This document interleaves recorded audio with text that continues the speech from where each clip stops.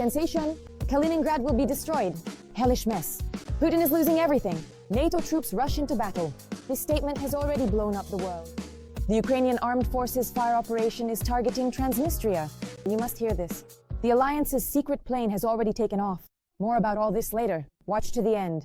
Greetings. This is Ukraine Today and Renata Aslanova and the latest events.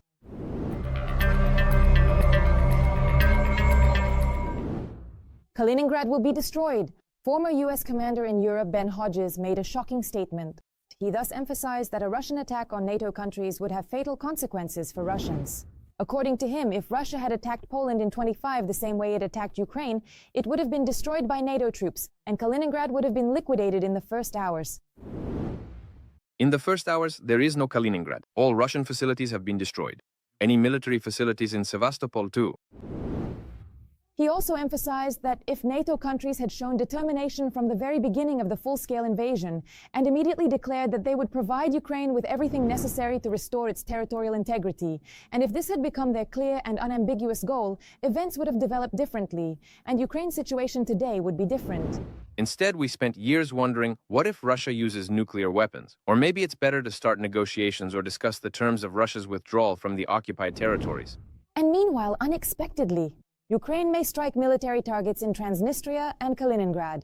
A shocking prediction from a Ukrainian defender. You must hear this. Now is the time for our answer, the beginning of our answer. I think we need to take an even closer look at Transnistria and an even closer look at Kaliningrad. There are legitimate military targets there that need to be hit. Moreover, he said, attacks on such facilities that support Russian propaganda and logistics could weaken the influence of the Kremlin's rhetoric among its own population.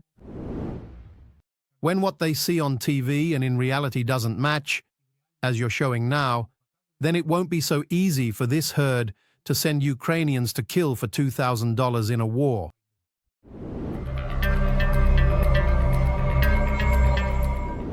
It looks like tensions are really rising. A secret U.S. reconnaissance aircraft was spotted near the Russian city of Kaliningrad. Flight tracking data showed the RC-135U combat cent took off from England early on Tuesday, flew over the Baltic states and looped around Kaliningrad, the Russian exclave between Poland and Lithuania, before returning to the UK. It is known that such aircraft are easy to distinguish. Their crews typically consist of 2 pilots, a navigator, 2 onboard systems engineers, at least 10 electronic warfare officers known as Ravens, and additional technical specialists. The onboard equipment reads radio signals from enemy radars and communication channels, analyzes them, and provides data to analysts so they can understand the enemy's capabilities and devise countermeasures. And in the meantime, it's official. NATO has begun its steadfast new nuclear exercises in the Netherlands. Their goal is to test the alliance's readiness for nuclear deterrence and the defense of the Euro-Atlantic area. NATO Secretary General Mark Rutte stressed that aircraft from alliance countries are participating in the maneuvers, including modern F-35s. We are conducting these exercises to ensure that our nuclear deterrent remains reliable and effective. It's also a signal to any potential adversary of NATO's readiness to defend all members of the alliance. Putin's troops are on NATO's doorstep. Little green men have appeared on the border with Estonia. The Russian army is entering phase 0. Tallinn isn't wasting time, it reacted instantly. The Kremlin is turning to a familiar old story. So what is Putin actually preparing in the Baltics? The latest news on that in the report ahead. Putin's little green men are already on Estonia's doorstep. It seems the bunker dweller is preparing a Crimea 2.0 operation in Europe. Western media are publishing footage showing armed men on the road. From their uniforms, it's clear they are not Russian border guards. Due to this sudden activation of unidentified Russian troops in the areas of checkpoints between Russia and Estonia, the police department has urgently closed the country's eastern borders. We decided to close the road to prevent possible provocations and incidents. Our main goal is the safety of the Estonian population. Günter Pedosk, operational head of the Southern Prefecture. The safety of their own population is the top priority for all Baltic countries. For instance, Latvia is deporting at least 841 Russian citizens from the country today. This concerns Russians who could not even confirm their knowledge of the Latvian language. The EU country no longer wants to see the Kremlin's fifth column on its territory. The stay of such Russians in Latvia will be considered illegal, and their access to social services will be cut off. If the Russians stay, they will face deportation. Madara Puk, representative of the Office of Citizenship and Migration Affairs of Latvia. Due to a possible Russian attack on NATO, the alliance is preparing for the evacuation of 1.2 million people. According to the authorities of Lithuania, Latvia, and Estonia, this is the number of citizens who will need to flee the war in case of aggression from the Kremlin. This refers to at least a 40-kilometer strip along the borders with Russia and Belarus. For Lithuania, this would mean a total evacuation. The capital itself would become part of a potential frontline zone. However, officials in Vilnius are confident such a scenario is unlikely.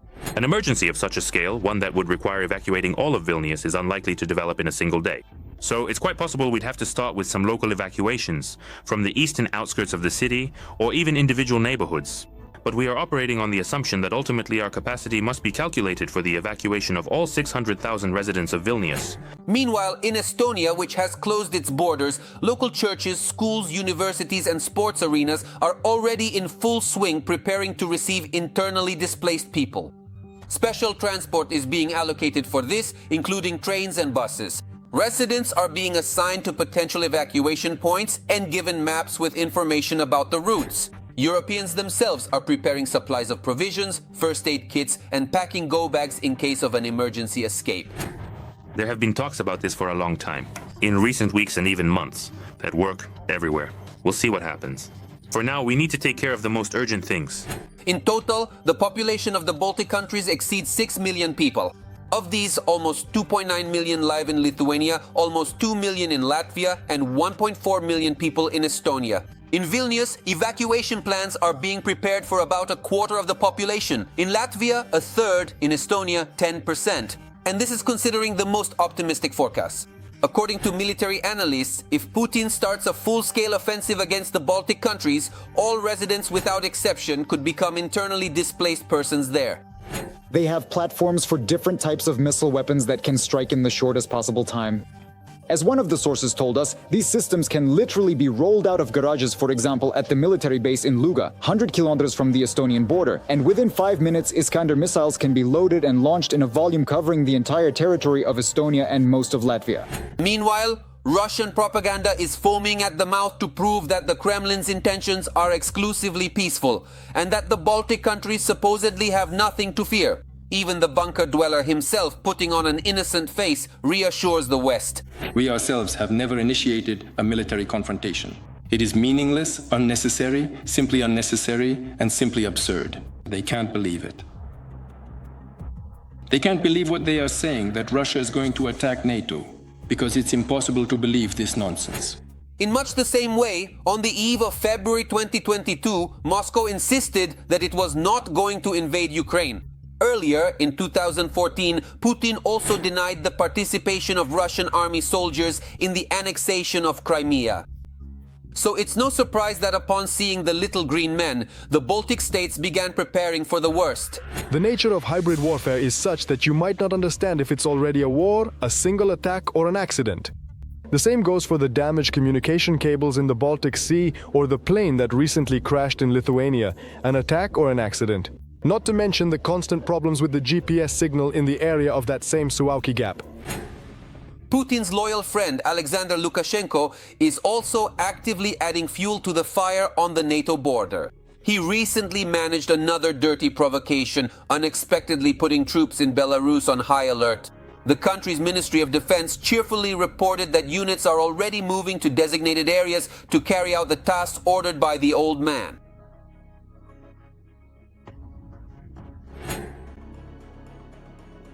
Units of the armed forces involved in the combat readiness check are moving to their designated areas. However, analysts assure this is more for show than preparation for a real invasion. Belarus will continue to constantly escalate the situation and threaten with combat readiness checks. As for the Russian army, it's so bogged down in the war in Ukraine that the Kremlin simply lacks the strength to open a second front. Nevertheless, everything could change quickly. Recruiting new soldiers takes quite a while, but otherwise, in principle, it's a matter of probably 2 to 3 weeks. something like that. Because there are quite combat-ready units on the front in Ukraine, so all that's needed is to, well, move them, which won't take much time, and then rearm and reorganize them somehow. There's also an opinion among experts that Russia is already preparing for war with NATO and could strike sooner than intelligence agencies expect. For instance, the American Institute for the Study of War claims that Moscow has entered the so-called Phase Zero in preparation for a clash with the alliance. Russia is creating reserves and practicing new warfare tactics without the massive use of armored vehicles, and is capable of starting a new aggression without waiting for the army's full recovery after the war with Ukraine. And whether Putin will chicken out or actually attack the Baltic states, we will find out in the very near future. Every voice matters. Join our community, support independent journalism and help us bring you the truth from Ukraine. Become a member of Ukraine Today. Join us now. Panic in Europe. Russia is preparing for war with NATO. Moscow is deploying a base near Finland, moving troops and launching drones right over the EU. Analysts are sounding the alarm. This is the first stage of a major war. For the sensational details, watch what's next. From fakes to provocations, Moscow is back to its old tricks, a factory of lies, provocations and intimidation. The Russian Federation is accelerating the phase of informational and psychological preparation, the so-called Phase Zero of its campaign to prepare for a possible war with NATO. Russia has entered the first phase of preparation, Phase Zero, to transition to a higher level of warfare than the one it's currently engaged in. For example, a future NATO-Russia war, write analysts from the Institute for the Study of War. Since the fall of 2021, Moscow has sharply intensified its operations, from drone incursions into the airspace of NATO countries to false statements by the Foreign Intelligence Service about alleged impending attacks in Europe. The latest accusation is against Great Britain. Allegedly, London is planning an attack by pro-Ukrainian Russians on military and civilian vessels. The statement by Russia's Foreign Intelligence Service on October 6 follows similar false claims by the SVR regarding European states like Poland, Moldova, and Serbia. In recent weeks, the SVR has been making such statements more frequently, which indicates a new pattern of coordinated actions, write analysts from the Institute for the Study of War. These actions are not spontaneous.